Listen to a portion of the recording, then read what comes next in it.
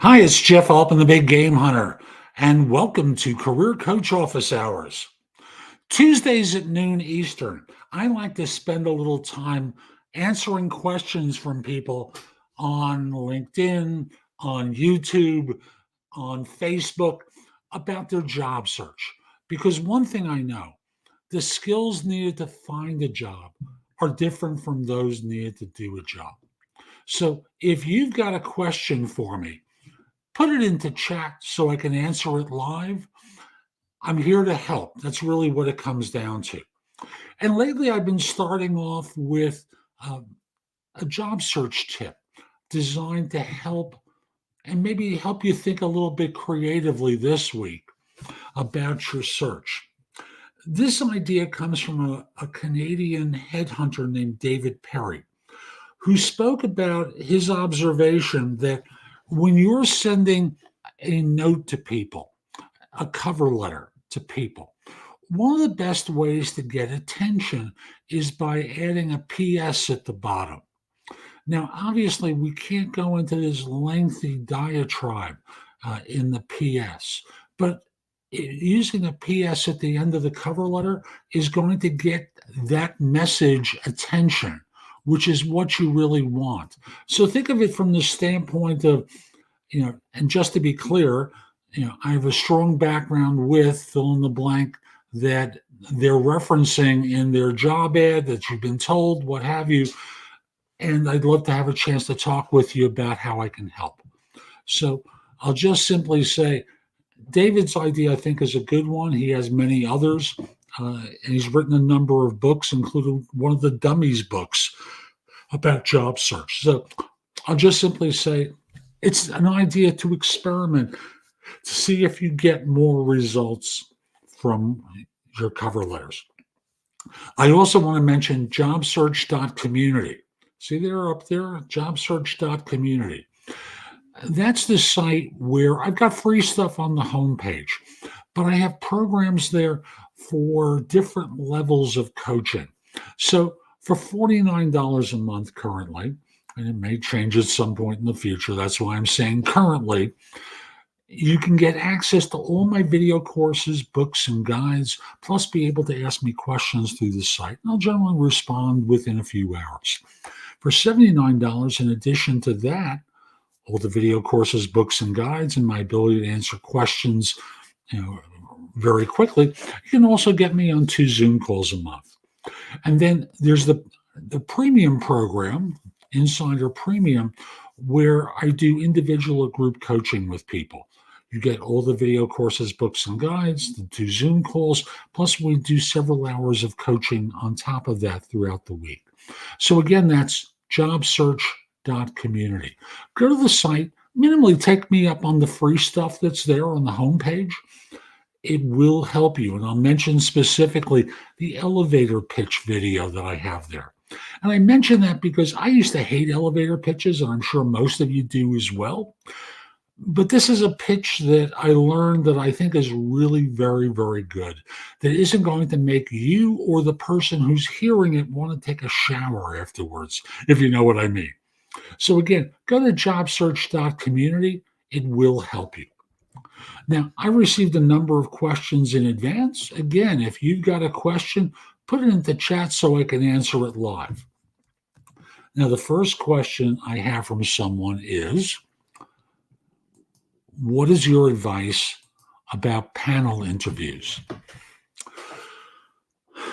Walking into the meeting, at a minimum, you want to know who the people are that you're meeting with and what constituency they represent. So let's say it's a 3-person panel or a 4-person panel. You want to know what their background is, just like you would for any other interview. Sometimes firms don't tell you in advance that information.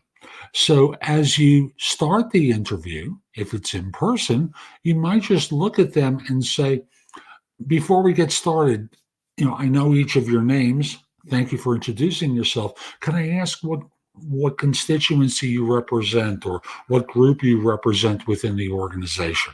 Because there's a difference between a business user and, for example, a technology user and or technologist in terms of what it is they want to hear from you. And there's a difference between the technologist and the person from the controller's office. So it just will help you calibrate some of your answers to the audience that you're talking with. Now, another thing you can do, if this is by video, I'm always unsure about whether or not you should keep a panel interview on speaker view or gallery view. I'm tempted with speaker view so you can have a conversation with the person who's asked the question. However, I also believe that gallery view is very helpful too. And lately I've been thinking more about gallery view as the best option. So if someone asks you a question, you can notice how engaged the other people are on Zoom or Teams or whatever platform you're on. And that gives you a certain amount of information that can allow you to re-engage with people. And one of the simplest ways to re-engage with people online is by coughing. It gets people's attention so that if they feel distracted, they notice the cough and they come back to the conversation. In person, one of the things I've encouraged people to do is to change the way they cross their leg and do it, I don't want to say in a grand gesture, but in a noticeable gesture so that people get brought back into the conversation.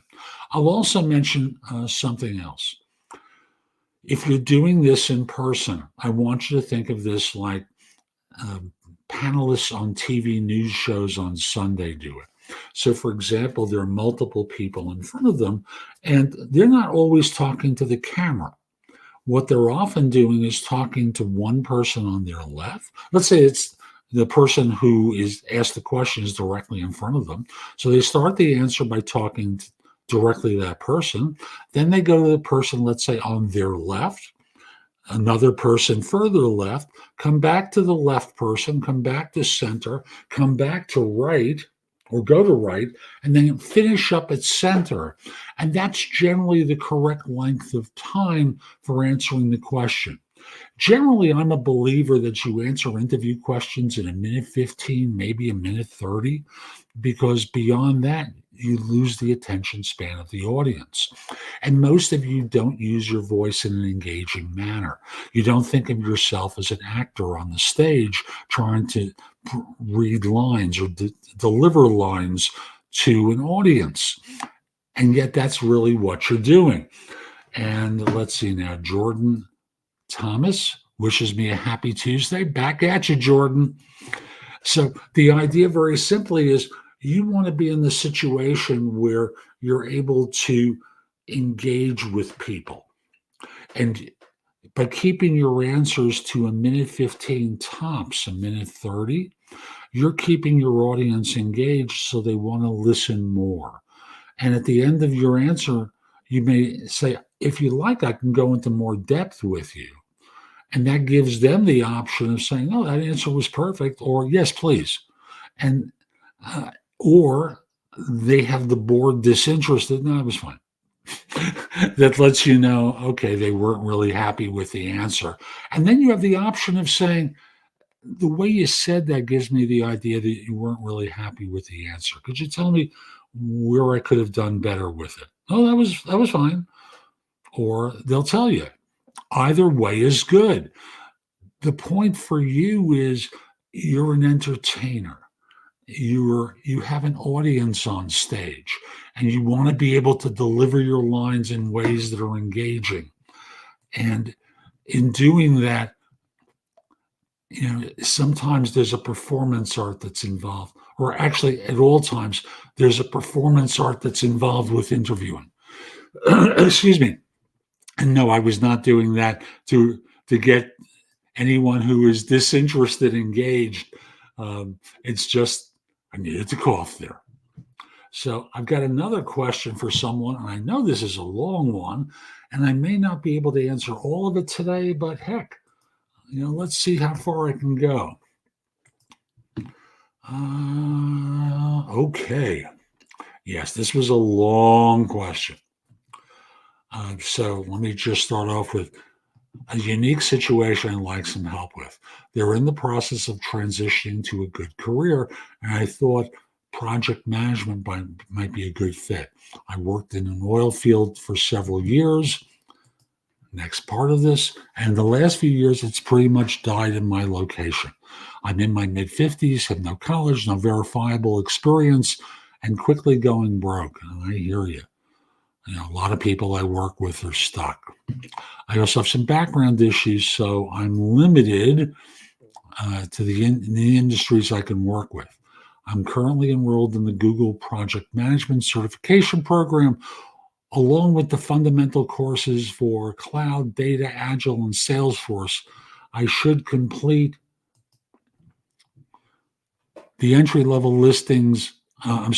Should complete the program within a month and can probably have a lot of these fundamental courses completed. So I'm looking for project coordinator and office manager administrator positions, but even some of the entry-level listings require several years of experience.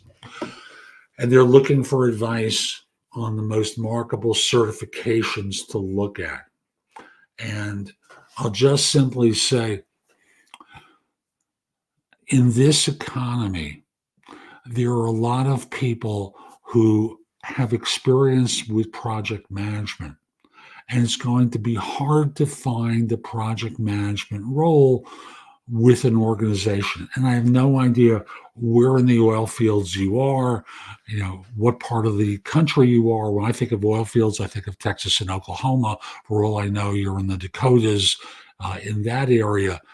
Don't know. Geography is a factor for you because you would be a rookie, a beginner in this area. As a result, one of the concerns I have is that in this economy, there are experienced project managers available in a lot of parts of the country. And why should a firm that you apply to give you that chance? Now, you asked me for certification programs. I don't want to seem like I'm endorsing anyone. LinkedIn offers certifications. Coursera offers certifications. There are a lot of online schools that offer certification programs pretty inexpensively. But the bigger question is, are you sure this is really what you want to do? Or is this something you think you can make money at because you're in your mid-50s, you're trying to get to my age, because you've probably noticed I'm not 23 anymore, and thus you're trying to figure out how to manage your career for the foreseeable future and beyond. So I start off with the idea of you need to have some informational interviews with people who are doing the kind of work that you're thinking of doing so you can learn what it's really like before you invest any more time in this. So, the Google programs are fine. And with the certifications, I'm sure some firm in your part of the country will hire you. And firms are doing less hiring of college-educated office professionals, particularly in technology. As it stands right now, it's only in the last month or two that there's been an uptick in technology hiring. And you also mentioned you're looking at roles like a project coordinator role, project coordinator or office manager, administrator positions. And I'd say you need to make sure you know how to interview for these kind of roles because you haven't really done it before. I know at my website, again, everything is very inexpensive there. I've got a great video course called the Ultimate Job Interview Framework that will help you excel on your interviews. Again, the site at its cheapest is $49 a month. And if you want to get me on 2 Zoom calls, it's $79 a month. I want to help. And I also need to get paid because my wife and I like to eat on occasion, yada, yada, yada. So I'm not trying to be disrespectful. I know it's tough out there and you're experiencing some rough times. But before you dig in deeper, I want you to start talking to a lot of people about what it's like to be a project manager. Is this something you really want to do? I want you to talk to people who are project coordinators and figure out if this is what you really want to do. And I want you to look at other fields as well and talk to people in those industries about what the work is really like. Also, think of things that are approximate to what you've been doing, where you can lever your experience in the oil fields and provide a service. So, for example, maybe a project coordinator role with a drilling firm or with an oil company might be something that's reasonable. Maybe you could find people on LinkedIn to speak with who could offer you advice about how to break in. Remember, talking to people who've gone through what you're going through now and have gotten to the other side will serve you well. So I'm thinking you need to have more conversations than just simply, I want to learn technology and become a technologist. And I'm not getting any results on my interviews, so I'm not really sure what to do, really serves you. See if one of these people might introduce you. Now, David Perry, who I mentioned earlier, mentioned another idea, which I thought was marvelous. I'm going to do a video about it over the weekend. And it's the idea of email chain letters. And his thinking is you send emails to 10 people and ask them to pass it on to 10 people that you need help and offer your resume and ask them, please forward it. And you're creating a chain letter. And if you remember the old chain letters, it was the idea that there were a number of people on the bottom of the chain letter. You would take off the person lowest on the list and replace them with your name on top and send it to a number of people. And I'll just simply say, I think this is a fun idea to get greater distribution. And if you send it to people you've worked with in the past, especially in administrative roles, people that you might know who've done that kind of work, and ask them to pass on your resume to people who they know with no obligation, no commitment, no pressure from you, pretty soon 1,000 people are going to have access to your resume. And that's going beyond simply LinkedIn here. That's just reaching out to people through email. And I think that will help you get some wide resources. And go look up chain letters online and create your own version of one that you can send to people, okay? And I'll just remind you, if you've got a question about job search, put it into chat so I can answer it for you live, okay? Here we've got another question. Are cover letters necessary when sending out job applications? If yes, why do some sites like LinkedIn not offer this option when applying directly through the site? LinkedIn used to have that as an option. They took it away many years ago.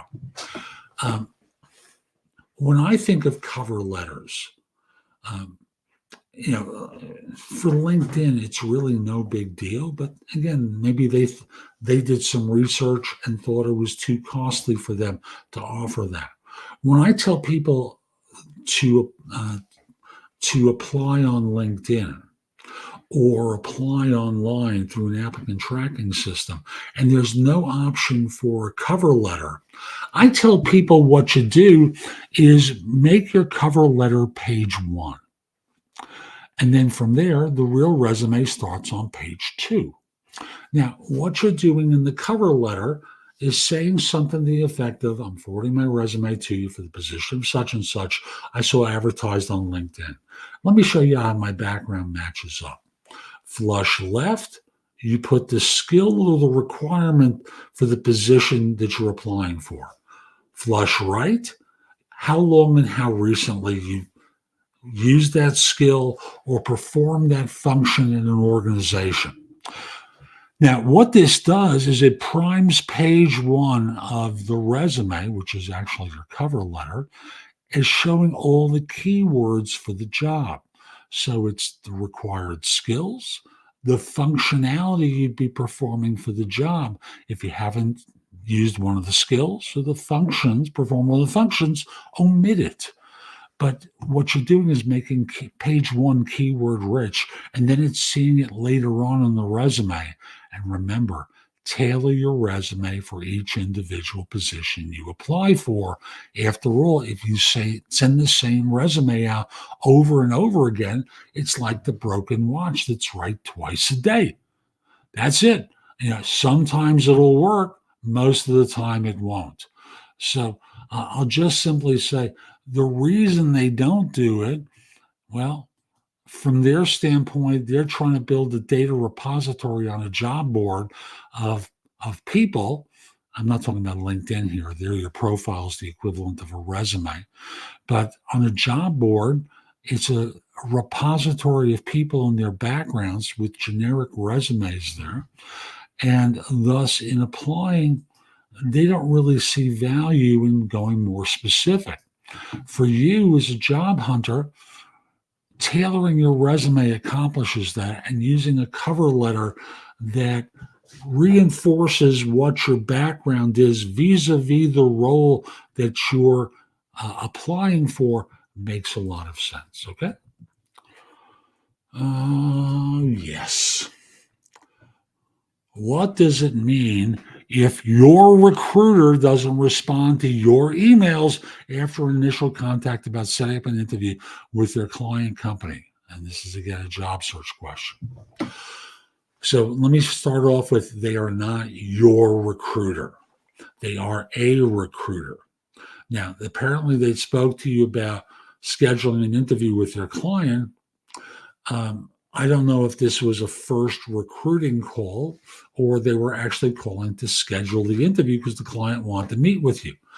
I'm going to assume it's actually the first, that they reached out to you about a job and evaluated your credentials. Let me be kind and say they actually submitted your resume and the client hasn't gotten back to them. So what does it mean? Is the client hasn't gotten back, yay or nay?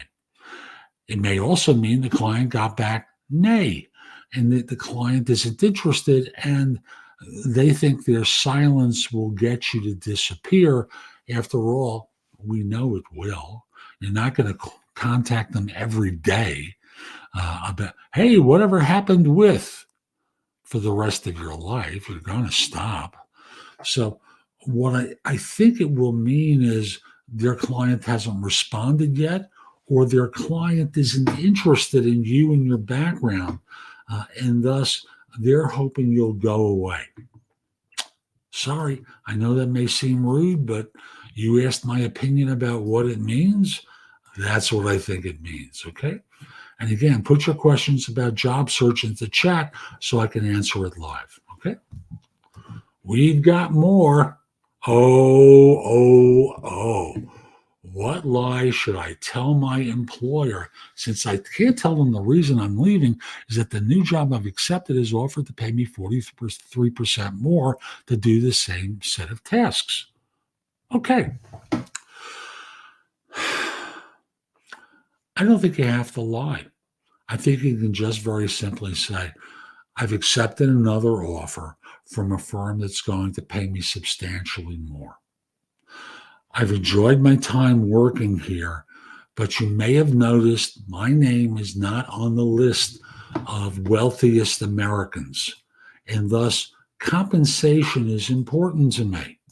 As such, I'm accepting this offer in order to earn more, learn more, and move ahead. That's the way I would address it, so that you don't have to say they're paying me 43% more. If they say, well, how much more are they giving you? Quite a bit more than this firm. Well, we'll match it if you tell me how much. I don't want to put a gun to anyone's head. You've had ample opportunity to give me more money and have chosen not to. Your prerogative, your choice. And after a while, it kind of feels like it was taken for granted. What I'm looking for is an opportunity to join a firm where they value me correctly. And this firm has done a much better job of doing that. Okay, I think this is going to be my last question for today, unless someone puts in another question into chat before I begin signing out. Okay. If someone is getting rejected from basic entry level jobs that require no experience, what advice would you give them? The lie is that they require no experience. They require some amount of experiences, degrees, working within a particular compensation level, a background that suggests you know something about something. And thus, the idea of no experience, well, maybe you haven't worked at a private sector firm or a government organization full time, but they want to see that you at least have had a job before. And what you might have done at that job required that you show up to work on time, have some basic knowledge about certain things, and thus the advice I would give you is number one, keep trying. Number two, volunteer at organizations, because sometimes volunteering can convert into something full time. So I would encourage you, try to get more experiences so that this way you have something to reference. Networking, talking to people who you know, who know people you don't know that might introduce you to.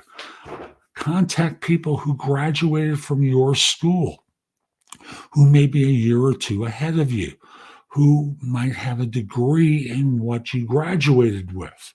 And thus, what you're able to do is ask them, hey, look, how did you get into your firm? Because I'm trying to get my first job here and I'm striking out. How did you get hired here? And they'll tell you their story, anything you know about that you can introduce me for. And you have these conversations with lots of people so that in this way, maybe they refer you. After all, they know the program you went through, right? Being referred by someone is valuable, more so than you may realize, because there's a lot of people out there who are trying to find work, who may be rookies like you, who need a chance. You need to be introduced by someone who you know, who can vouch for you and what your knowledge is. A former student at the same school as you, who might have graduated 2 years, 1 year ahead of you, can serve you very well. So I hope you found this helpful. I'll be back next Tuesday with more. I'm Jeff Altman. My website is JobSearch.Community. Go to the site, download some of the free information there, become an Insider Plus member, or an Insider Premium member so I can help you. I can answer your questions, help you become more effective in your job search, and much more. Again, that's JobSearch.Community. Also, connect with me on LinkedIn at linkedin.com/IN/the Big Game Hunter. I hope you have a terrific day, and most importantly, be great. Take care.